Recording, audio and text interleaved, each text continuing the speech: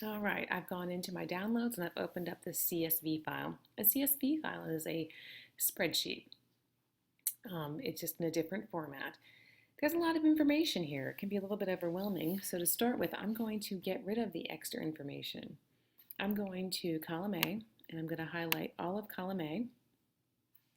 Notice how I clicked on A, and then to get the whole column to highlight, I had to double click. You may not, but we want that whole column highlighted. I'm going to hold down my shift key and my arrow, and I'm going to arrow over to the right. I'm going to get rid of all of these A, B, C, D, E, F, G, H, I, J, and K. I'm going to stop right there. While that is highlighted, I'm going to keep my cursor in the highlighted area. I'm going to right click. Oh, I lost it. So let me do that one more time. Right click. Now I see delete. I'm going to get rid of all of those columns. They are now removed. You notice my column A is new. I have left the test date. The assessment, that would be, when you click up here, you can see what they are. The assessment attempt indicator. It's the first assessment or the second assessment. I do not need their PA secure ID, so now I've highlighted column C by clicking on the C, and I'm going to delete that column. I do not need their middle name, their date of birth, or their gender, so I can get rid of those columns. The next couple of columns are the range scores. What is the top of the blue and what is the bottom of the blue? What is the bottom of the green and what is the top of the green, etc. I really don't need those. I'm going to hide them. So I've highlighted them. Again, I put my cursor on the E. I've used the shift and the arrow to the right, and I can choose to hide those.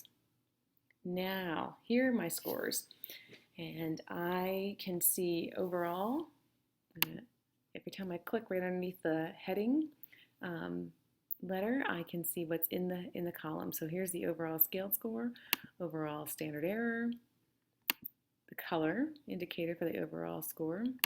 Then it moves into the reporting categories, operations with real numbers and expressions because I'm in Algebra 1, and so forth. Then you'll see the standard error for operations with real numbers and expressions, as well as the color indicator. Linear equations and inequalities is the next reporting category. And just at a quick glance, I'm looking at the standard error for the overall score, and I expect to see these numbers in the 30s, and these are. If I was in the reporting category for math and for science, I would expect to see these numbers in the 70s, and they are. There's one that's a little higher, 82, probably not a big concern. But if I saw these numbers in the 90s in the standard error band, then I would say, there's probably some guessing. But 70s is normal, so hey, you have some reliability and validity data to show you that the students were giving effort and their scores are falling in the right standard error range.